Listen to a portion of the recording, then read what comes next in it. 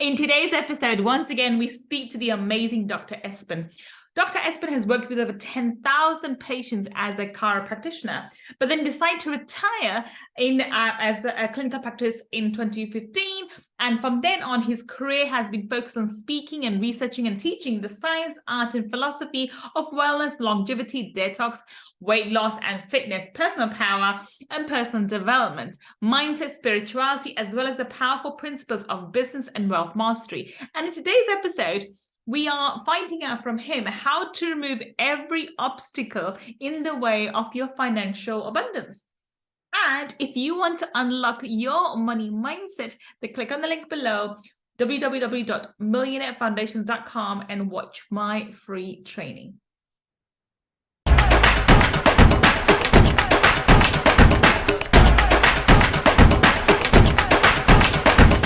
Welcome.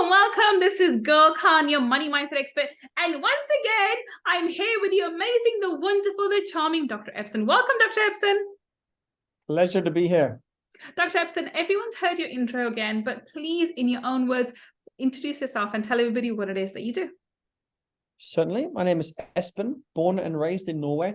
I specialize in the combination of neuroscience and quantum physics.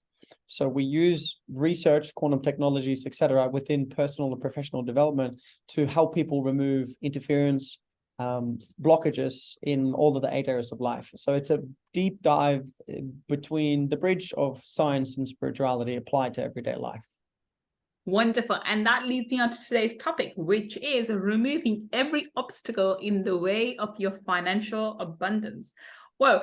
So we've been talking about quite a lot about quantum, quantum jumping, quantum physics. Tell everybody, why do you believe that everyone can be financially abundant? Well, firstly, it obviously depends, where in the world you are. If you're if you're a child in the developing countries and you literally don't have any food, this will be a different conversation compared to of course most it people is. that have, yeah. A smartphone, etc. So it is, every situation's starting point is different. But in theory and also often in practice, this is very, very, very important.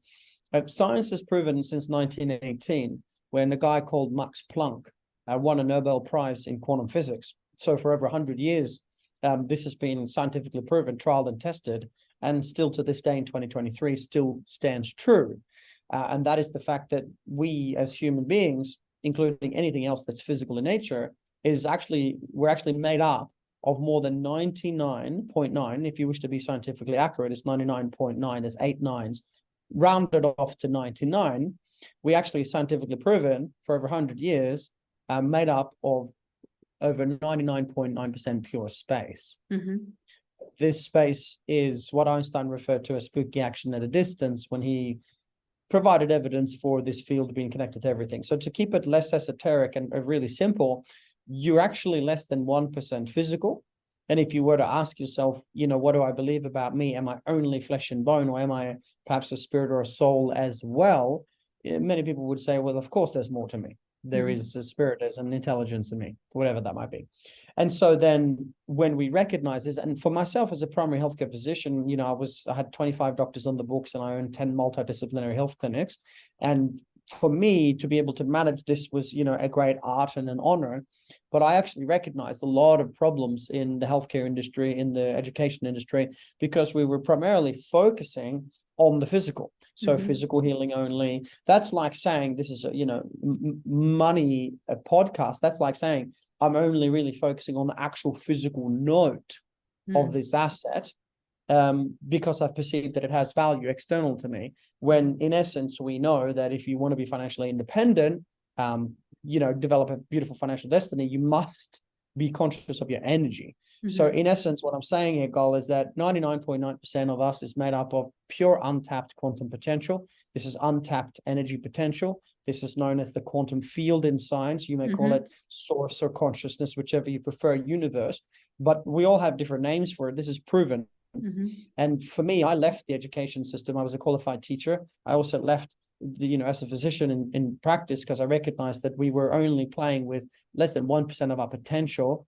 And now we have this science available to us, these quantum technologies, these introspective, meditative, powerful expanded awareness states are available to us. And when it is, boy, it becomes fun. You know, you get to play with this and use this in your life to ask yourself the question, where am I in my own way? How am I the interference in my life? What is it within my traumas or beliefs or whatever that is holding me back from a beautiful, abundant financial destiny? Wonderful. And I love what you just said, that we are not, when we think of abundance, it's, when I talk about abundance, I'm not just talking about financial abundance. Let's make it very clear. Yes. I think money on its own has little or no value for anyone.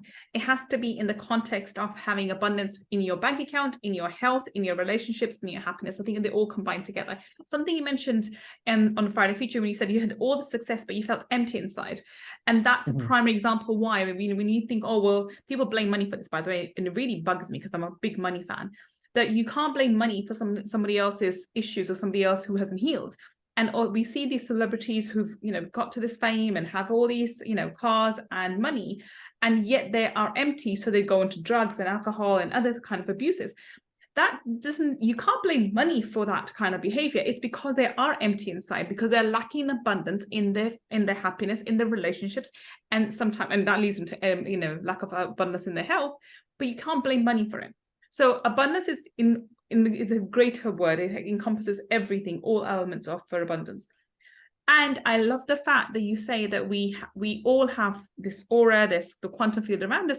And agreed, we are 99.9% space. You know, 0.1% is actually physical matter. This is quantum physics teaches us. It's a scientific proven fact, not something that me and Dr. Espen are just making random facts.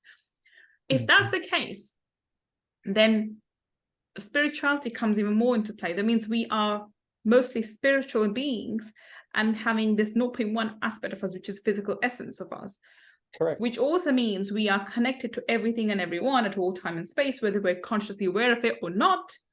And that means that even though I'm here in London, you're there in Queensland, in Australia, even if through this, you know, through the Zoom call, through the, you know, through the medium of our laptops, our fields are connecting. And it sounds, and everyone listening, every single person listening. Exactly. And now here's something that I will add, because I do believe that you can go back in time. So anybody who's listening to us in maybe in a week's time or 2 weeks time or a year's time, if you tune back into the time that me and Dr. Espen talking, you will tune in back in time in the quantum field, because it's all the space is time and now. There is no such thing as a past or future. Everything is in that very moment now. Means you connect to us now as well. Now, the reason why I'm going into this sort of depth is to understand, or make you understand, that it doesn't matter where you are, where you're starting off, you have access through this quantum field to the exact same possibility that me or Dr. Espen or anybody else has. Yes, your starting point may be different. I'm not negating that. You may be a child who was born in the developing world, or we've recently had earthquakes in Syria and Turkey, and you know, your livelihood's gone, your parents are gone. I'm not demeaning that at all. I'm just saying that if you start off somewhere, and as you mentioned in the Friday Feature, your challenges, these children who are born in, they all have these devastating beginnings to their lives. They have bigger challenges to the average person who's born maybe in the Western world. But that doesn't mean that they have any less access to the quantum field. Everybody has access to this quantum field. And therefore, we all can attract to us and bring into our physical manifestation things that we desire. Is that right? Very much so. And this is a great point, because one of the last things the late, great Dr. Wayne Dyer shared before he passed was the misconception and miseducation around the topic of attraction, or the law of attraction, if you will. And you're right, the abundance is, in essence, if you want to keep it simple, it's a vibration. Yes. It's a specific amount of oscillations per second at around a specific frequency bandwidth that allows things to come to you. It's like you're tuning into a radio, and you tune into the specific station and you can hear the messages. And it's very, very simple, because the universe, as Tesla said, operates on energy, frequency, and vibration. You know now, and you just spoke of quantum entanglement before with, you know, how this was observed, how everything is connected. The bottom line, to keep it simple, is we've been taught by, say, the law of attraction in the book The Secret, who some of my mentors were on, and some incredible piece of work, that basically you attract what you want. So if you want to attract something, you say it 1,000 times, you say 1,000 affirmations, and it'll arrive. Now, this is incorrect. Let me put it this way. If everyone listening right now, if you were able to manifest what you wanted, there's no need for you to listen to this podcast. There's no need for you to do any work on yourself, because you would have had everything: the perfect health, the perfect wealth, the perfect relationship. So the law of attraction, yes, is one of the 12 universal laws. And yes, it's a fundamental law that stands the test of time. It'll always be there, but we have been speaking a very limited language. Because let me explain. There's two parts to the law of attraction. And this is very important for people, particularly within that money realm, to really not just intellectualize, but to actually practice and at some point eventually embody. So what you've been taught is the masculine aspect, which is the electric part of the electromagnetic that is you. Okay, North Pole and the South Pole, masculine, feminine, yin yang, and of course, this important polarity of plus and minus. If you have a battery with a plus and a minus, you'll get power out of it. If you have two pluses or two minuses, you won't get any empowerment out of that battery. So what you've been taught is the plus, or the positive, which is the masculine, which is the doing or the intention. So you set the intention, I want $1 million, and you repeat that over and over again. I want $1 million, I want $1 million. The $1 million is the thought or the idea placed in the quantum field. Okay, so it's the masculine seed. To give life, you need the masculine and feminine, the seed and the soil together. Yes. And so you've been taught the masculine aspect, which is the drive and the masculine, which brings forth this, okay, hang on, I'm saying it all, I'm putting it out there. Why isn't it arriving? So then the second aspect, which has not been taught, which is again what Dr. Wayne Dyer was so passionate about teaching towards the end of his life, is the feminine aspect. Okay, so not just the masculine thought, but the feminine emotion. And the emotion by the Heart Math Institute has been proven to be 5,000 times more powerful. The magnetic field of the heart is 5,000 times more powerful than that of the brain. So when you say, I want $1 million, you think that thought, you have that intention, you place that seed, and this is half the equation. But often it goes like this: I want $1 million, I want $1 million. But the emotion, Gull, on the inside, the emotion is, shit, I need money to pay my bills. Yes. Right? Then you have a mismatch. You have incoherence in the quantum field. And what the quantum field, the unified field, the field of consciousness, law of attraction, is going to then give you into your life is the strongest of those two quotients, which is the emotion. So then when you're saying I want $1 million, but you're feeling not worthy, you're feeling that money is not safe, you're feeling that you don't have enough, you're feeling unsafe and or unworthy, what you attract is more of what you don't want because of the emotion. So the real secret to the law of attraction is not attracting what you want. As Dr. Wayne Dyer says, you don't attract what you want, you attract what you're able to become and sustain vibrationally. So I was $147,000 in debt in 2010, and I had given up completely. But when I learned these quantum tools and technologies to be able to change what's happening on the inside of me and emanate and come from that place of abundance, which works for every single person, every single time, some basic principles. One is a daily gratitude practice.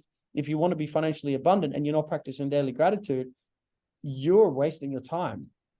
Right? You need to get the principles, the basics right. So long story short, this is really inspiring, because then finally you have the electric and the magnetic, the masculine, the feminine, the creator, protector together, and that brings abundance. It has to come from the inside, and it must be aligned with universal law.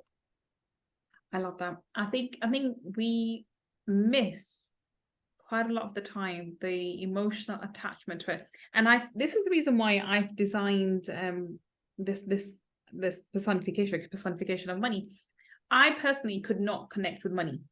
I have difficulty connecting with money and with money in gold, because I'm not interested in gold or diamonds. I'm not interested in diamonds. I'm not interested in anything apart from cars, by the way. Materialistically, I'm not bothered about anything, right? So I had difficulty connecting emotionally with the idea of abundance. So hence the idea of personifying money was born.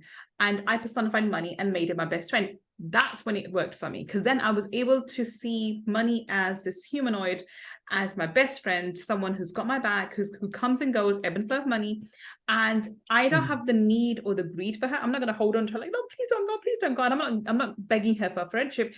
We have mutual respect, and I treat her with dignity, and she treats me with dignity, and she trusts that I'm going to treat her well. I'm not going to, be disrespectful to her, and vice versa. She treats me with respect, and because of that, I was able to overcome my detachment to physical money, or even digital money or Bitcoin. It's just I'm not interested in any kind of financial aspect when it's materialistic. Whereas when it's personified, I'm able to connect with it, because I'm more of an emotions person. I like humans. I like relationships. Hence, I formed this relationship with her. I mean, that's one aspect. Of course, there's other healings that have to be done beforehand. We'll talk about that in a bit. But in order for me to connect emotionally with abundance, I personified money and became best friends with her. And this is what I advocate and teach quite a bit. What's your take on that? I think that's a great idea, and in the 3-day, we have an event we call the Quantum Advanced, where we actually heal the primary blockage in each of the 8 areas of life. So 8 breakthroughs in 3 days. The one around money is very similar to what you're describing, where we actually guide our students through a closed eye / hypnotic process to the earliest stage of childhood. And I'll do this now for those of you listening. If you're not driving or anything, if you have this moment, just to maybe close your eyes and feel into this. And if not, then, put a bookmark on this, come back and revisit this later, because I'll give you a little sneak peek as to one of the primary transformations. When we go back in time now, I want you just to imagine that you find yourself now, you're observing yourself at your witnessing your own childhood. And I want you now to imagine that you're observing your parents or whoever raised you, having a conversation around money. What's the feeling right now? What's the feeling? Your earliest memory around money, what's the feeling? You'll very often notice that it'll be kind of insecurity or scarcity or worry or fear or judgment or something in the household. Or it could be love and joy, gratitude, safety, and abundance. So just right now, decide what it is. What's the name of the emotion? Name the emotion in your mind's eye. Once you've identified the emotion, say thank you to your younger self. Come forward across the timelines, back into the present moment. 3, 2, 1, and you're back. Real simple. What's that emotion? What was it for you, Gull? So it's something similar to what I do, which is go back to your earliest memory and see how what you're doing and what your picture is. And I have done a lot of work on it. So for me, it was my mom in the garden telling me how everything's abundance. For me, I'm a nature person, so I saw lots of greenery and grass. But this is now after healing. What I've done before, when I picture myself before, and that came as well. But it was almost like, if I explain to you, for me, it was almost like a boarded up, like no entry. There's no entry sign to that picture. And I thought, how I kind of go in, because I've done healing on it. That's why I was directed to this garden where my mom's sitting outside with me. And there's this lush green garden with lots of flowers and lots of nature and lots of trees and springs in there. And everything about me is abundance. Everything's abundance. So that's my picture now. Previous picture, however, is my mom. And my mom, when I'm, I think I would be about 6, 7 years old. And we've gone from rags to riches. My father would be a billionaire in today's day and age. We'd gone from him, he remarried, and so my mother left him and took me and my brother. We went from having chauffeurs and cars and swimming pools to literally not having cutlery to eat. That kind of state, and living in, I think it was rat infested house. It was horrible. And being in there, and I remember my mother, we'd only put the heating on in one room, and we're all in that room, and the rest of the place, it was damp and horrible, so that we didn't go into it. And I think something along those lines of how money is evil, and me making me realizing, because my mom saying to me, my father would never remarried if he didn't have the money. So in my mind, money makes you do evil things, because him remarrying is evil. I now know remarriage isn't evil either, but that's the image that I had. But I've healed. I've given you the other one. So great, wonderful. So just if you were to name that emotion, I'm just looking for one word. What's the name of the earliest emotion? Not what you rewrote it to, but the name of the earliest emotion. I think it would be evil. It would be anger. Yeah. Okay, evil and anger. So for those listening and watching, just say it out for yourself. What's your earliest memory of childhood? The earliest emotion around the memory of money is, and you say it out. So you speak it into reality, so you become conscious of it. And now the next question that you could ask yourself is that emotion, is that feeling, is that relationship between me and the energy of money still there? And the majority of our students, plus 70%, will say, yeah, that emotion is still there. Not everyone has done the kind of work that you've done and some of your students would have done. And so then they recognize, hang on, my earliest memory of fear, of money was fear or insecurity. Hang on, I'm still feeling fear and insecurity today when it comes to money. And so then what they recognize is that this program has been running unconsciously for decades, and they finally then have the awareness to do something about it. And then we go back and rewrite the story, because the truth of the matter is the money has been knocking on your door your whole life. You've got clothing on your back, you've got food in your belly, you've got a roof over your head, you've got all the things that you need. You are way more abundance than the majority of the people on this planet. So for you not to feel abundant, there is something in coherence, and that's what we need to heal first. Oh, I love that. I think this is so important, because I think we need to recognize you have money. If you didn't have money, you wouldn't be listening to this podcast in the first place. It's just, you wouldn't have a smartphone. Yeah, exactly. Or a laptop, or you know, I think we fail to recognize how abundant we are, because we don't see, we see the Lamborghinis and the Porsches and so forth and the Bugattis, and we want those, and we think that's what abundance means, but actually no, it doesn't.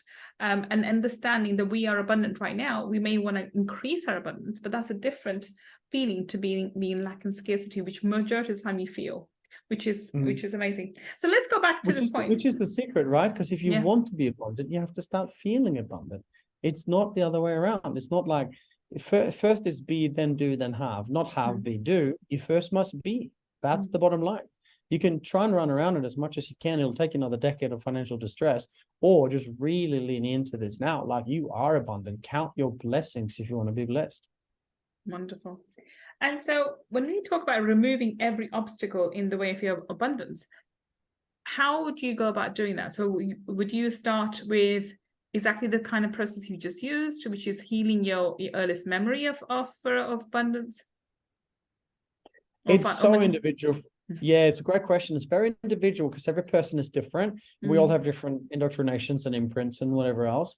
But in essence, for most people in, first world countries, wherever you might be, I would say the first principle is understand, like getting conscious of what it is that inside of you that is the biggest block.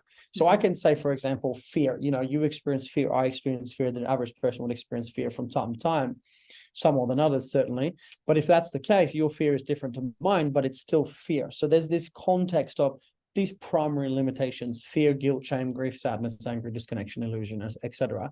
And one of the biggest ones, of course, in terms of finances, is a lack of self-worth. Yeah. If you don't feel that you're good enough, and many people, including people that have done work for a long time, actually, I get it, intellectually I'm more than good enough, but they actually still don't feel it, because they haven't lived long enough in that state of vibration for that to be their permanent state.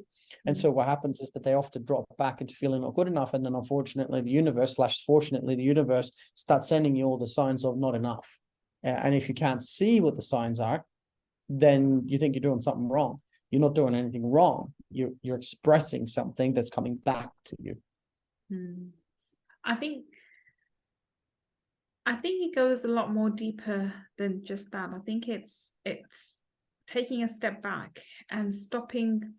I mean, I love Gary Vee. I think he's an amazing work, but I think people like him have propagated the idea that you go hustle in order to achieve something or do some work or to make money. I'm not saying that you sit on your backside and don't do anything, but I also don't believe in burning out and just hustling 24/7. I believe that. And how did it work out for you? Well, it's a very painful, very expensive, very dragged out lesson. And adrenal fatigue later and whatever else. And burnout. It worked out because I got the lesson. But if I would have learned this now and started this process now, I could have saved myself a good 10, 15 years of hustling from the place, let's be clear, I was at the top of my field, right? But back in the day, it's still the vibration still came from a place of not feeling good enough. So I was trying to prove myself. I had a savior complex. And yeah, that drives magnificent things, but that's not necessarily a fulfilled place to be. No. So and of course it's beautiful to have this. Go on. I was going to say it's beautiful to have these kind of conversations. Yeah, I was saying thank you. And I was saying that it's one-way street to burnout city. I think that's the way I see it. And a lot of entrepreneurs do feel the burnout. Whereas if you take a step back and, slow down to speed up, to actually see what it is that's actually, in the background, what's your subconscious program that's running you at the moment. You want money. Okay, why do you need money? You have the money, you got enough for the clothes on the back and the food on the table. Why are you so desperately running forward, and what do you want to achieve? I mean, I know I have some. And for what purpose? Is it coming from a place of inspiration? Is it drawing you in and fueling you and giving you life force? Or is it coming from a place of shit, I need to get this done so that I can prove myself? And neither is right or wrong, but one is coming from a place of lack and one is coming from a place of abundance. And that's what you can start to discern now after this conversation as to what's the feeling behind what I'm doing. Because it is okay to hustle and you will get there. It's like swimming upstream. It's going to take a shitload more energy than swimming downstream. And you can choose which way you swim. And I think if you are in that state, then you're losing a lot of relationships, a lot of time on the way. You lose your health on the way. That's my experience that I've seen. Whereas if you do it from a place of abundance and you have your motivations, your why in check, then things work. My biggest why for me doing anything are my 2 kids. So it's to make sure that they are happy and they're well taken care of. And that was the first initial thought of mine. Now is also to make sure that they have a good role model to live by. So I pray, I do the 5 daily prayers. I make sure they're on time. So my kids see me pray. My daughter started praying. Exactly. And my son is, and you actually reminded me of something that I need to go back. I had an accident last year, so I stopped going to the gym, but I need to go back in the gym so that my kids know that I go to the gym. So they'll make sure they go, because I'm a role model. They'll do what I do, not do as I say. And so it's important, but my why has always been my kids. And everything in my life works around those 2 little beings, but they're not so little anymore, but those 2 beings. And therefore I come from, and when I look at them, I feel abundant, I feel happy, I'm full of love, and my life is so amazing. But even when I didn't have the financial abundance to back that up, I looked at them and they made me feel happy. And my biggest source was I was going to make sure my daughter had the private education, and my son as well. The education for me is of primary importance. So that why drive every decision that I made. But I ended up being in a much more prosperous place rather than where I would have been did I not have a strong enough why. But the why didn't come from lack and scarcity, like I need to have money to prove myself. The money was to make sure the kids were taken care of. That's the mama bear coming out. And then also making sure that mum was home. I could have made the same money by going and working. I'm a lawyer, so making money was not that difficult, to go and working in the law firm. But then my kids wouldn't see the mum. So my driving force for making sure I made the same amount of money from home, my kids got to see mum. I got to pick them up and drop them off to school. I was there to do, feed them and, make them food every single evening, whatever. Those things that mummies are supposed to do, mummy did, along with making a lot of money. And that's abundance. And that for me is abundance. And that's how I felt. And that's where I am. That's where even now, I'm not a billionaire yet, but I feel like one. I feel abundant as one. I love it. And then you've got the basic principles in place. I mean, you spoke to the why. I always said the greater the why, the higher you fly. You must have a purpose, a reason bigger than yourself. And beyond your own life, if you want to be, at least if you want to leave some sort of legacy. Mm-hmm. And this is important, and it works. Like I said, it works for every single person. If you can link your reason to be successful to a greater purpose than yourself, then you will be successful. Nothing can stand in your way when your why, like all your how, will line up itself when the why is big enough. Absolutely correct. 100% agree with you. So if we wrap this episode up, if you just want to leave us with a parting comment again, Dr. Espen, what do you think is the one thing or the things you should be doing to remove every obstacle in the way of your abundance? Pick up a mirror. Look in the mirror. Take a good couple of breaths and know that the person that's staring back at you is the person that is here to change your life, and no one else is coming to the rescue. And that person looking back at you has the power, the wisdom, the beauty, the intelligence of the entire multiverse inside of themselves. When you're looking in the mirror and you look at this person, You simply make the decision to be the best that you can be for whatever reason you're doing it, and you will succeed in that. And know, again, that it's not about the destination, it's about every single step of the way. So let's take every breath as a gift and stay present in the moment, and look in the mirror anytime we're looking for answers, because the answer's always going to be staring back at you. Beautiful. Well, on that note, we're going to wrap up. Dr. Espen, where can we find you? How can you connect with you on the internet? Awesome. Go to drespen.com, which is DRESPEN.com, and check out the Quantum Experience. We do a one-day event for free. It's online on Zoom. We talk about unpack these strategies and do a big breakthrough as well on money, which is exciting. And then we have a big breathwork experience at the end. Instead of talking about quantum science, you actually get to experience it in your nervous system. So that's the Quantum Experience with Dr. Espen, and we'd be honored to have you there. And thank you again for what you're doing and sharing these kind of messages. And for sharing your story as well in regards to, what you've been through and what you've learned. This is beautiful. And please, everybody, if you've resonated with this, listen to this over and over and over again, as many times as you need, until this drops into the nervous system. And please share with as many people as you can to help, awaken more abundance in the world. 100%. Also, if you have been listening to us on the podcast, the links to Dr. Espen will be in the show notes. And if you're watching us on YouTube, then down below in the description section, we'll have the links to Dr. Espen too. Check him out. He's amazing. I'll be checking out this particular link as well. I'm always looking to learn more stuff because I'm a lifelong learner. But do check him out because he's amazing. And Dr. Espen, thank you so much for being such an amazing guest, both on Friday Feature and today on Money Talkies. It's been a fabulous conversation with you. Thank you. An honor and a privilege. Thanks so much for having me. And thank you for listening to me and Dr. Espen today. I will be back with another amazing guest on Money Talkies, finding out how you and I can build a better business. Until the next time we meet, this is Gull signing off. Take care and bye for now.